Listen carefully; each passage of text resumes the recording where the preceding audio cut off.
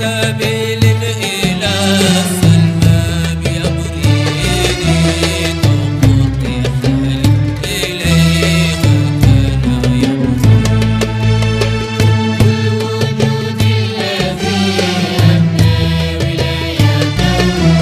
ربي وآدم بين الماء والطين. بسم الله وبه نستعين والصلاة والسلام على سيدنا محمد الفاتح لما أغلق وعلى آله حق قدره ومقداره العظيم. أما المشرف لا تفي لجبو أمبوفو نسلامي كفولي السلام عليكم ورحمة الله تعالى وبركاته. ني جمكان كوا دايرة توي أنا جبراني كانوا شرف لا تفي جبراني ميدروكو تيجانيا بلومبا وحكم كنا لا أنكلمك جمكان يرى تيكو بسم الله كنا كا يا anga ma welen folo oye Cerno Hadi Umar Cham ote madugule ale konfenati president jamana kono konfenati o tiyena tombela jilen franle nyonka kake tomba kile onyema baye ale anga ma welen flana oye Al Husseini Jakite Al Hussein Jakite ale secrétaire général konfenati konnala amena jamukan yere nyefu moyebi muna tiyanya bulomba ani mune bina fo akona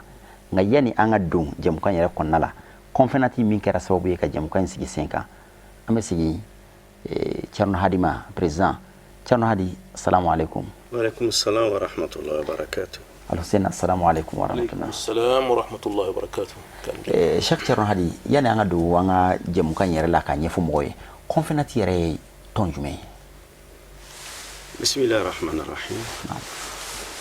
والصلاة والسلام على رسول الله صلاة لا تنقطع أبدا ورضي الله عن شيخنا أبي العباس مولانا أحمد التجاني رضا لا ينقطع أبدا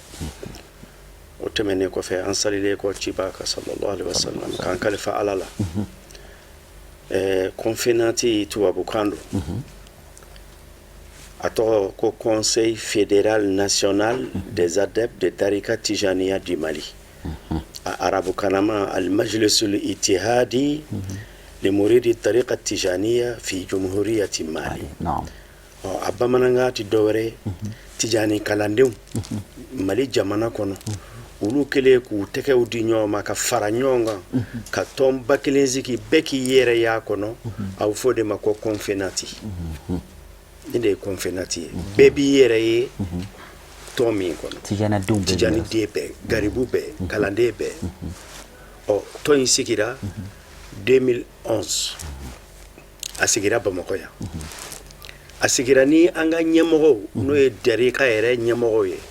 anyuka lanyini anuka feta ubi feto inga keke minye anyu bela jele lame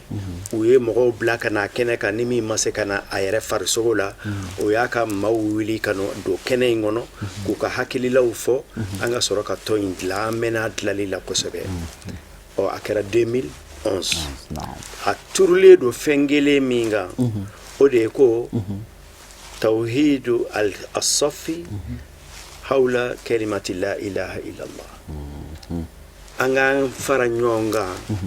kange ma façon kelenye farusoko kelenye hakilila kelenye la ilaha illa Allah mi no de kafsane ala ye fon fedda kuma kana la ilaha illallah de kafsa bela jeli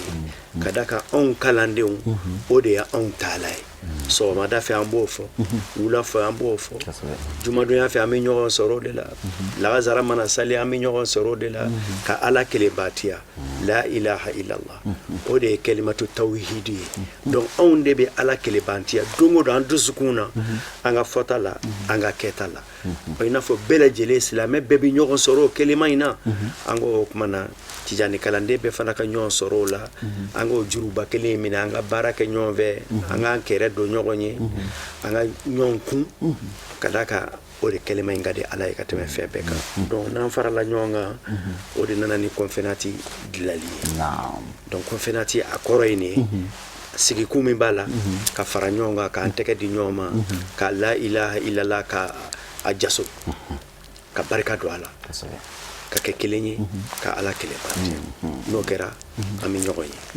ni de konfenati sigi kunyere oh konfenati yara ni ka jemka sigi senka shirfla tv la inafo anyafo kuma damina tumna ka jemka togoda ko tijaniya bulomba mun nana ni tijaniya bulonba ye mun na tijaniya bulonba tijaniya bulonba an b'a ta bulo la fɔlɔ bulo an ka faamuya la an ka jamana kɔnɔ du belebeleba minnu kun b'an ka jamana in kɔnɔ yan ni kalamana b'a duw kɔnɔ an b'a fɔ olu de ma ko dubaw kalamana bɛ du minnu kɔnɔ n'o tɛ a t'i n'a fɔ ni du wɛrɛlen don o tɛ o kalamana bɛ du minnu kɔnɔ n'a fɔra kalamana fana bamanankan la kala kun bɛ mɛnɛ walasa kalan ka k'a kɔnɔ kala ani kalan kala ye bere ɲɔ bere walima fɛn min valenna o ye kala ye ni tasuma carona ka bila o la yelen bɛ bɔ wala bɛ tila ka sigi mɔgɔw sen kan denmisɛnninw sen kan walima maakɔrɔba minnu bɛ na n'u ka gafew ye k'o da o kala mana in na ka sɔrɔ ka kalan kɛ walasa u na se ka dɔnniya sɔrɔ o ye komi kɛ yɔrɔ min na fɔlɔ a bɛ fɔ o ma ko bulon kalan bulon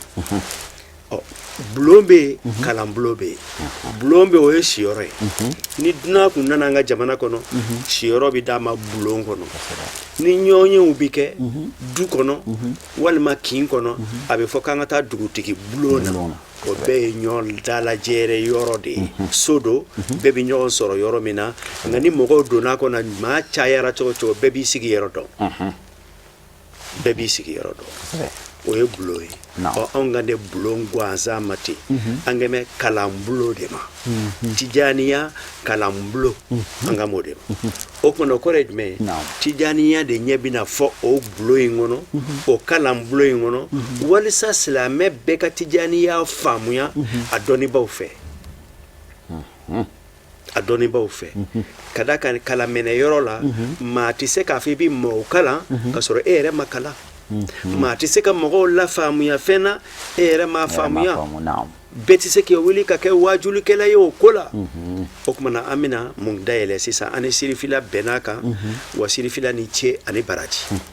ka da kan nin jabaranin min filɛ a miniti kelen kuma laseli faamuya la ɲuman na k'a di mɔgɔw ma o ka fisa conférence caman ye dɛ ka da kan laɲini ye mun ye ka faamuya ta ka bɔ bulon in kɔnɔ n'o ye kalan bulon in ye a dɔnnikɛbaw fɛ a ɲɛdɔnbaw fɛ a nɔɔrɔ bɛ maa minnu dusukun na a dɔnniya bɛ maa minnu hakili la ŋaniya ɲuman bɛ maa minnu fana na k'a lase mɔgɔw ma walasa u k'u ka diinɛ faamuya n'o ye silamɛya diinɛ ye ka tijaniya fana faamuya diinɛ in kɔnɔ ka da ka diinɛ tijaniya tɛ diinɛ ye tijaniya ye dariga de ye dariga o diinɛ o ni fila bɛɛ ye arabukan ye bamanankan sɛngɛnnen de don arabukan sɛngɛra k'a di bamanankan ma diinɛ n'i y'a fɔ bamanankan la ko diinɛ o kɔrɔ de ye ko taabolo walima faamuya ni ko dariga o kɔrɔ de ye ko taasira arabukan de don o kumana anw minnu ko la ilaha illallah muhammadu rasulullah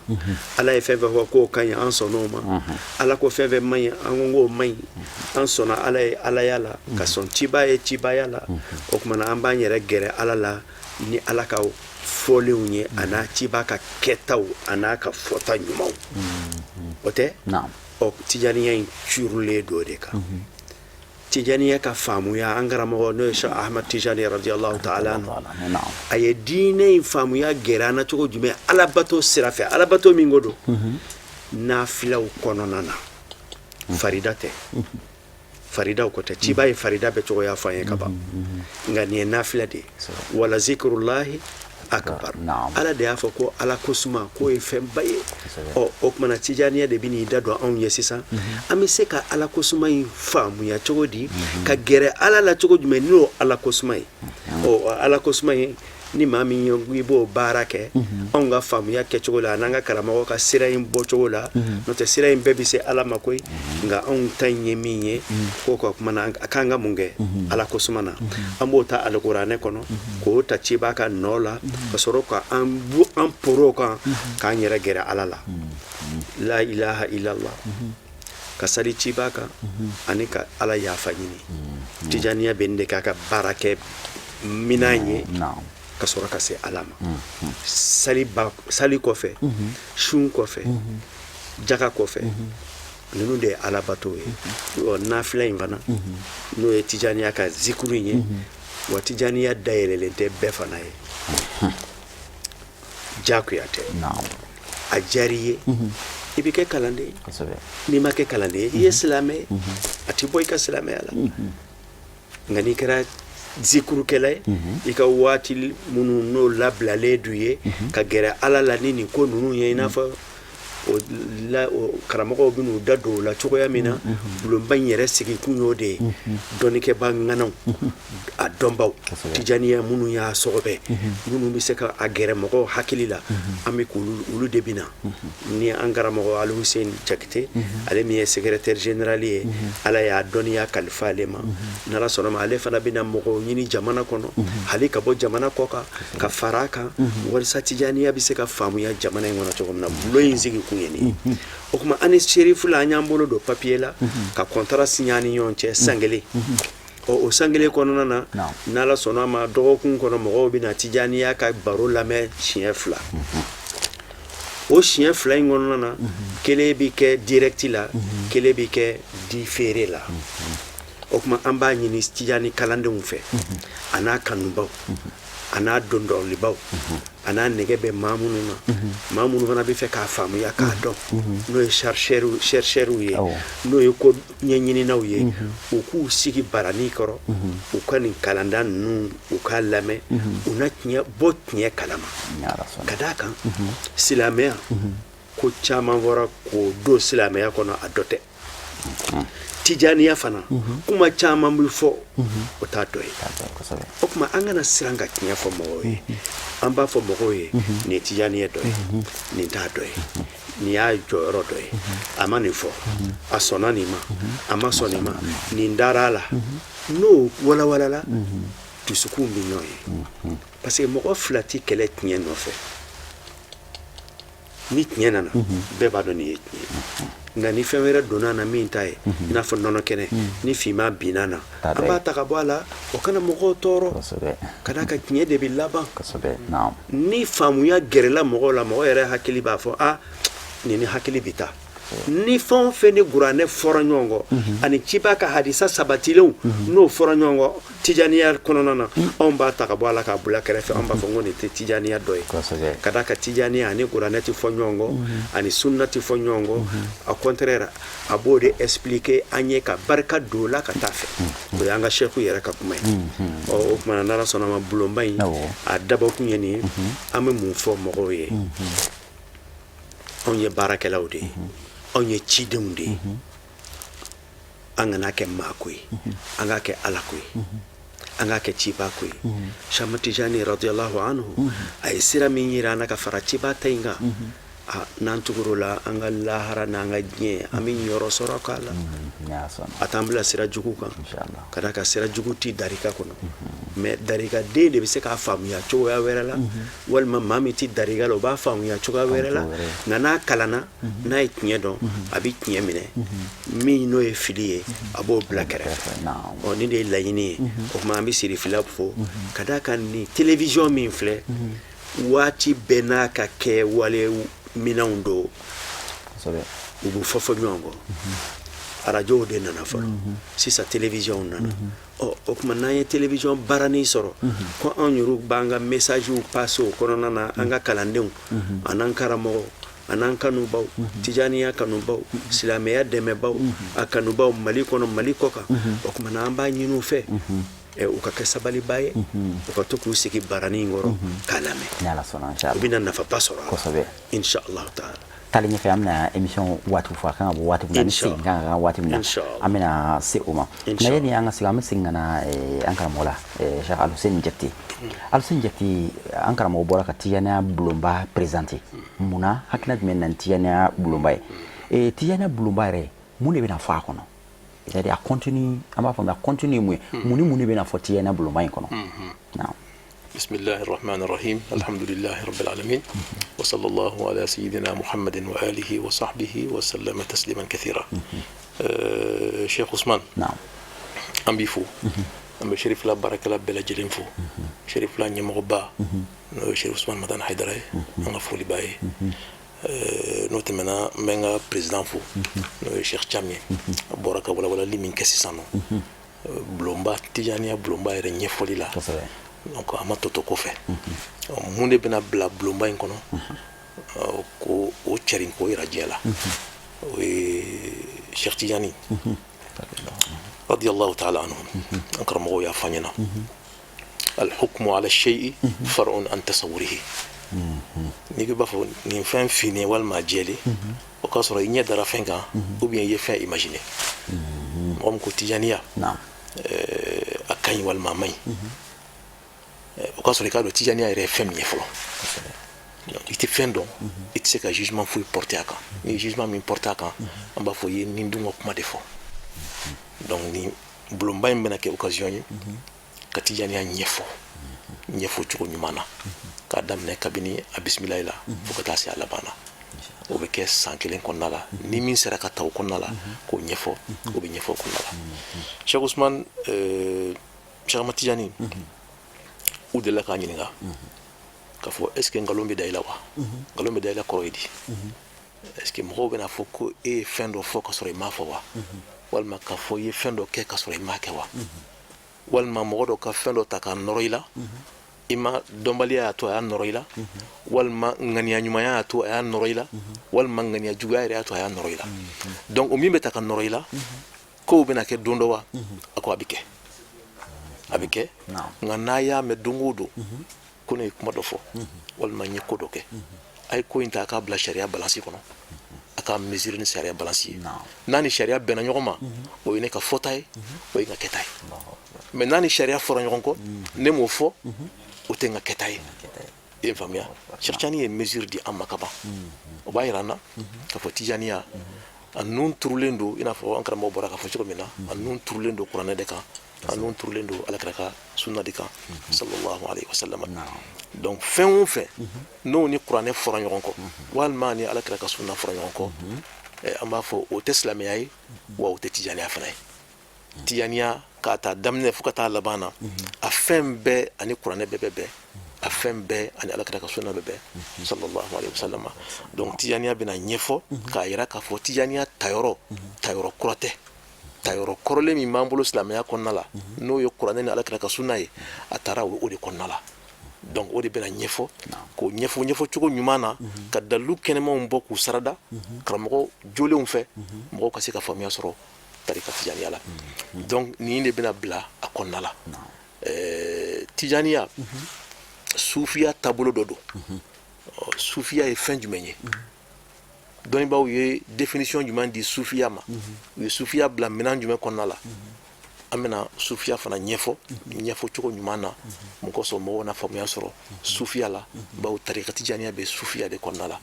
nin bɛɛ lajɛlen tarika tijaniya o sufiya o nin bɛɛ bɛ silamɛya de kɔnɔna la tuma dɔw la an da bɛna gosi fɛn dɔw la n'o ye silamɛya faamuya dɔw ye faamuya dɔw bɛ mɔgɔ dɔw bolo bi silamɛya masala dɔw kan faamuya minnu ni a jɛngɛnen don dɔɔni an b'a essayer an n'olu mɔgɔw bɛ sigi an bɛ faamuya ninnu an b'a essayer k'a redresser k'a tilen k'a bila minɛn kɔnɔna la donc o fana baaraw bɛ kɛ émission nin kɔnɔna la bulonba in kɔnɔna la bulonba in kɔnɔna la maa minnu bɛna kuma a kɔnɔna la yani tijaniya asanidu bɛɛ tijaniya ekɔliw bɛɛ a bɛɛ mɔgɔ bɛ ɲɔgɔn sɔrɔ a kɔnɔna la i ye n faamuya bɛɛ bɛ ɲɔgɔn sɔrɔ a kɔnɔna la an tɛ préférence di maa si ka sanadu ma maa dɔ ka sanadu kan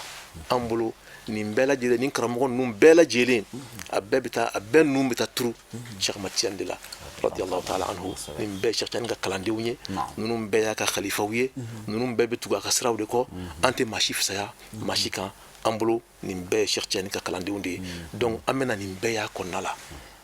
tijaniya asanidu bɛɛ tijaniya a minɛsiraw bɛɛ lajɛlen min y'a minɛ sira min fɛ nin bɛɛ lajɛlen b'i yɛrɛ ye émission in kɔnɔna la ni ala sɔnna a ma donc baaraba minnu bɛna kɛ émission in kɔnɔna la kumara surunya la o de ye nin baara ninnu ye an b'a ɲini ala fɛ ala k'an bɛɛ sababa ma ala ni ala sɔnna masha Allah an ɲininkali filanan Alusen hali bi tijaniya bulonba in a bɛna nafa jumɛn lase tijaniya ma ani a bɛna nafa jumɛn lase tijaniyadenw ma e yɛrɛ ka faamu na Cerno Usman an ye jateminɛ kɛ k'a fɔ tuma dɔw la conférencier par exemple an bɛ conférence dɔw kɛ an bɛ colloque dɔw kɛ an bɛ baara dɔw kɛ baara ninnu a dépense ka ca mais a dépense ka ca non seulement a dépense ka ca mɔgɔ min bɛ nafa sɔrɔ a la o mɔgɔw limitelen don tuma dɔw bamakɔkaw dɔrɔn de bɛ nafa sɔrɔ a la tuma dɔw la Bamako ni région d'Amado olu de bɛ nafa sɔrɔ a la et puis Bamakɔ min bɛ nafa sɔrɔ a la fana o tɛ Bamakɔ yɛrɛ bɛɛ ye o ye maa latumulen dɔw de bɛ nafa sɔrɔ a la a ko ka ca a nafa man bon kosɛbɛ i n'a fɔ an bɛ fɛ ka kɛ cogo min na donc bulonba in na a bɛ komi an bɛ wuli ka don Tijani kalanden bɛɛ kan i ka so kɔnɔ kelen kelen jamana in kɔnɔ ani jamana in kɔ kan kosɛbɛ a bɛ komi conférencier bɛ taama la ka don bɛɛ kan i ka so kɔnɔ kelen kelen an ka khalifaw n'an ka mukadamu an'an ka kalandenw ani silamɛ kelen kelen bɛɛ lajɛlen min b'i intéressé Tijaniya la n bɛ fɛ k'a faamuya an k'a dɔn fɛn min don a bɛ komi an donna bɛɛ kan kelen kelen ka taa Tijaniya ɲɛf'u ye ɲɛfɔ cogo ɲuman na ne hakili la nafa min b'o la o nafa tɛ o dogolen tɛ e la a dogolen tɛ ne la a dogolen tɛ lamɛnnikɛlaw la bɛɛ lajɛlen b'a dɔn k'a fɔ o ye démarche min ye démarche ni a tɔnɔ ka bon kosɛbɛ maa caman bɛ nafa sɔrɔ a la maa min ni ko min lamɛnni tun kumanen ni don i ma ni a fɔbaa wulila ka don i kan i ka sokɔnɔna la i ka jabaranin sigilen b'i ɲɛkɔrɔ ka ɲɛfɔli k'i ye ne hakili la nafa tɛ tɛmɛ o kan explication tɛ se ka tɛmɛ o kan et puis ka conférencier bila bɛɛ lajɛlen ka disposition na donc bɛɛ k'a dɔn conférencier ye min ye bɛɛ k'a dɔn a hakilina ye min ye bɛɛ k'a dɔn a fɛla ye min ye bɛɛ k'a dɔn a bɛ fɛ ka se yɔrɔ min na a bɛ fɛ ka baara min kɛ ne hakili la nin démarche in o de nafa ka bon ka tɛmɛ an k'a fɔ an bɛ conférence organiser an bɛ colloque dɔ organiser an bɛ i n'a fɔ i yɛrɛ b'a faamu cogo min na o n'a ɲɔgɔnnaw quoi ala k'an bɛɛ sababu ma amin an bɛ segin ka na président ma président i da bɔra ka se a ma kuma daminɛ la i ko aw ni conférencier ni Sherifila TV ɲɛmaayaso jɛra ka contrat dɔ signé contrat signé n'i y'o fɔ o bɛ musaka ko fɔ o b'a yira k'a fɔ ko émission ye émission musakaman don émission sarata don hali i y'a fɔ hali ni k'a sɔrɔ Sherifila TV ye nɔgɔya caman kɛ baara ninnu kɔnɔna la sisan welekan jumɛn bɛ e bolo ka ɲɛsin Tijanidenw bɛɛ lajɛlen ma u bɛ se ka mun de kɛ émission ye bismillahir rahmanir rahim i b'a dɔn ciba Muhammad sallallahu alaihi wasallam ale de y'an ka exemple ye ala ye kuranɛ jigin ale de kan ka tila ka yamaruya yamaruya in kelen y'a ye a yɛrɛ ka jamakulu la a fana ye mɔgɔw yamaruya ciba ka sahabaw u ye ɲɔgɔn dan baara la n'u ka waleyaw de ye diinɛ faamuyalen kɔfɛ u dalen kɔ ciba la ciba ma a fɔ u ye abada a y'a kɛ tan n'u ye ciba fɔ o ɲɔgɔn ye u ma deli k'o kɛ donc a bɛ tariku kɔnɔ ko Seydina Usman radiyallahu ta'ala anhu n'a kun fɔra ko ka ciba ka mujahiduna minnu bɛna taa jihadi la o waati la ko u labɛn Seydina Usman kun b'a ka nafolo bɛɛ ta k'a di Seydina Ali b'a yɛrɛ di Seydina Abubakar b'a ka hakililaw yira ciba la Seydina Umar jɔyɔrɔ ye min ye o b'o kɛ Abdurrahman ibn Auf jɔyɔrɔ ye min mais an ba Khadijata ye fɛn kɛ mɔgɔ ma deli ka min kɛ kabini ciba bɛ Maka an ba Khadijata i bɔra ka yɛrɛ ka nafolo la k'a bɛɛ ta k'a di ciba ma o de y'a to a nalen Madina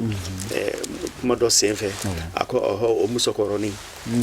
kuma min na bɛɛ banna ne na o de jɔra ne ye kuma min na ne mɔgɔ bɛ nafolo la o de y'a ka nafolo dun a y'a ka ɲumanyaw dɔn a ye wa o ye ko ye min ye sunna ye silamɛya kɔnɔ silamɛya yɛrɛ tɛ se ka wuli ka jɔ abada ni silamɛw ma wuli ka jɔ Tijaniya fana bi ten a kalandenw Mali kɔnɔ Mali kɔ kan u k'a dɔn anw y'u ka baarakɛlaw de ye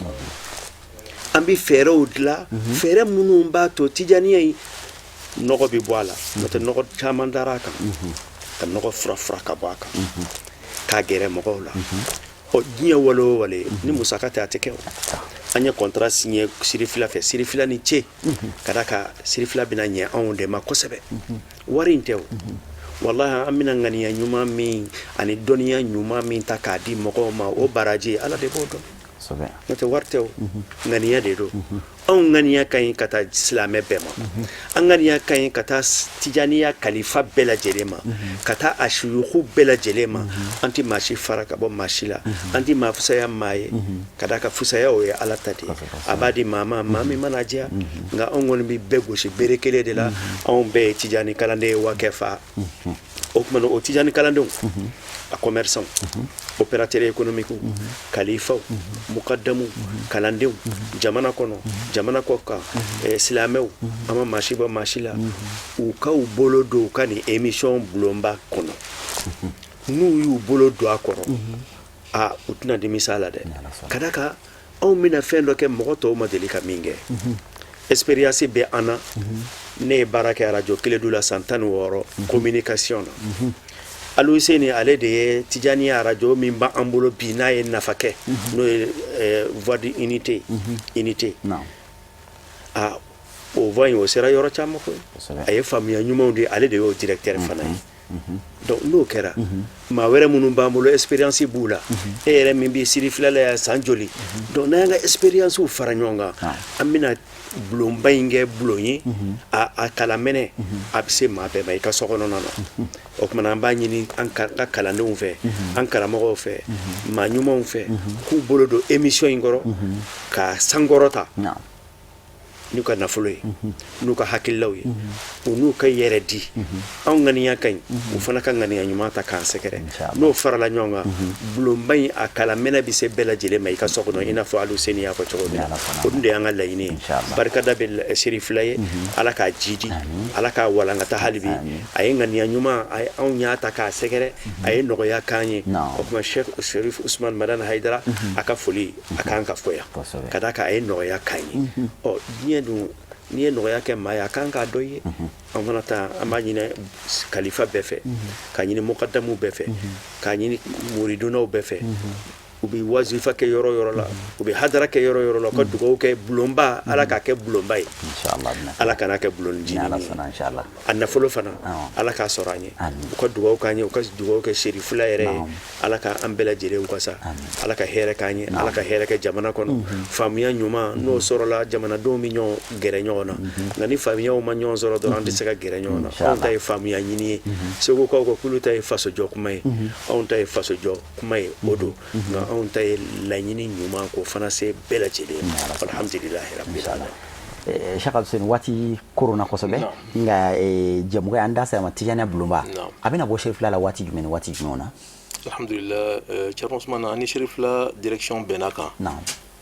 o ye k'a fɔ dimanche don ni Ala sɔnna a ma 17h30 o bɛ émission o b'a kun fɔlɔ bɔ donc n'o tɛmɛna arabadenw fɛ 14h30 la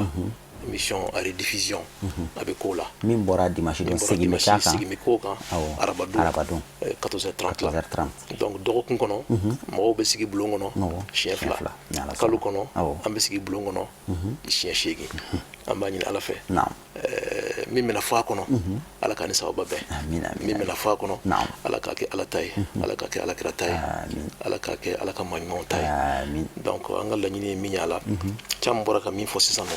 o ye k'a fɔ nin ye baara ye Alakira bɛ ci lase don min na sallallahu alaihi wasallam mɔgɔ dɔw de y'a dɛmɛ dɔw y'u ka nafolo don a la dɔw y'u ninkun di a la nin ye Alakira ka baara de ye Alakira ka tiɲɛ min n'a y'a to an bolo o de ye ka Alakira ka ci lase sallallahu alaihi wasallam Alakira bɛ yen hali sisan nɔ a b'an cɛla hali sisan nɔ bawo a ka ci b'an cɛla a ka sariya b'an cɛla a ka kuranɛ b'an cɛla a ka sunna b'an cɛla Alakira bɛ yen nɔ ni maa min labɛnnen don ka Alakira dɛmɛ caman y'a fɔ cogo min na o kuma Alakira b'an cɛla n'i ye maa dɛmɛ maa min bɛ Alakira ka kuma fɔ la a bɛ komi i ye Alakira dɛmɛ sallallahu alaihi wasallam o kuma nin dayɛlɛlen don Tijaniya a setigi bɛɛ lajɛlen ye silamɛ setigi bɛɛ lajɛlen ye ni maa min sera ka sen t'an ye walima ka bolo t'an ye walima ka kun t'an ye walima ka kɔ t'an ye i ma anw dɛmɛ i ye Ala de dɛmɛ subhanahu wa ta'ala i Alakira ka sunna de dɛmɛ sallallahu alaihi wasallam nin de appel ye ka lancer Seri Fila lamɛnnikɛla bɛɛ lajɛlen ma kuma la surunyala dɔrɔn Usa Cam da sera yɔrɔ dɔ ma o nafa ka bon kosɛbɛ parce que émission in an y'a fɔ to musakaman de don minnu yɛrɛ bɛn'a kɛ minnu bɛ wuli ka na u bɛ taga segin minnu kɛ o y'a dama musakaw ye en même temps i da sera opérateur économique ma ani commerçant minnu bɛ nafoloko baara wala minnu bɛ baara wɛrɛ la Tijaniya yɛrɛ kɔnɔna la o ni jɛmukan in bɛ se ka jɛ ka baara kɛ ɲɔgɔn fɛ n'o ye système sponsoring ye o ye bi diɲɛ tacogo ye o ye donna ye i bɛ dɔ de o tɛ saraka di yɛrɛ ye i bɛ dɔ kɛ ɲɛ bɛ dɔ k'i ye e bɛ fɛ e bɛ jago la e bɛ fɛ i ka jago kala kodɔn i bɛ se jɛmukan in ma i ni jɛmukan in bɛ baara kɛ ɲɔgɔn fɛ cogo min na aw ni jɛmukan tigiw bɛ sigi ka kuma i bɛ dɔ kɛ ɲɛ bɛ dɔ k'i ye e se ye min ye i b'o kɛ ɲɛ ne fana bɛ se ka min las'i ma k'i ka jago la kodɔn n'o ye sponsorw ye n'o ye ka i ka publicité kɛ jɛmukan daminɛ n'a laban na o hakili o daw fana yɛlɛlen don don n'a nataw la an da bɛna se aw ma ni Alahu Taala sɔnna ma o bɛ se ka kɛ cogo min na ani o baaraw kan ka kɛ cogo min na ani mɔgɔ bɛ se ka confiance la i n'u bɛ jɛ ka kuma o la an bɛ an ka maa welelenw fo an karamɔgɔ Cerno Hadi Umar Cham n'o ye confiance président ye ani an karamɔgɔ Sheikh Al-Husseini Jakite ni ale ye secrétaire général ye confiance la jɛmukan kura min ni a bɛna daminɛ ni nin y'a jɛmukan fɔlɔ yɛrɛ tijaniya bulonba an bɛ Alahu Taala deli Ala k'a kɛ silamɛ bɛɛ lajɛlen nafalan ye Ala k'a kɛ bulonba ye i n'a fɔ an karamɔgɔ Cam y'a fɔ cogo min na Ala k'a kɛ tijaniya nafalan ye k'a kɛ tijaniya denw bɛɛ lajɛlen nafalan ye y'a fɔ cogo min na tijaniya taasiraw bɛɛ lajɛlen bɛna ɲɔgɔn sɔrɔ a kɔnɔna la maa si tɛ kɛ kɔmɔ ye émission in laɲini ye jumɛn o ye tarika tijaniya de i y'a minɛ nin silisila fɛ i y'a minɛ nin silisila a bɛɛ lajɛlen bɛna ɲɔgɔn sɔrɔ yɔrɔ kelen na n'o ye Cheikh Ahmada Tijani radiyallahu ta'ala laɲini ye o de siraw mana caya cogo cogo laɲini o de nka siraw n'a bɛɛ lajɛlen bɛɛ bɛ n'i yɛrɛ sɔrɔ a kɔnɔna la ni Alahu Taala sɔrɔ maa si ka n'i yɛrɛ kɛ kɔfɛ mɔgɔ ye nin ko in na bulon ye bɛɛ lajɛlen ka bulon ye an bɛ Alahu Taala Ala ka a kɛcogo yira an na an bɛ segin ka aw fo ka waleɲuman ni wele in jaabi la ni hakilina in sigili la sen kan Cherifla TV fana bɛ segin ka aw fo ka waleɲuman ka aw bisimila k'a fɔ a ye ko aw bisimila aw yɛrɛ ka jabarani kan n'o ye Cherifla TV jabarani an bɛ aw fo ka waleɲuman dɔn aw minnu tun sigilen don ka nin jɛmukan in na n'o ye tijaniya bulonba ye ni nin y'a jɛmukan fɔlɔ ye an bɛ Alahu Taala deli Ala ka sigida nataw yira ani aw bɛɛ lajɛlen na wassalamu alaikum wa rahmatullahi ta'ala wa barakatuhu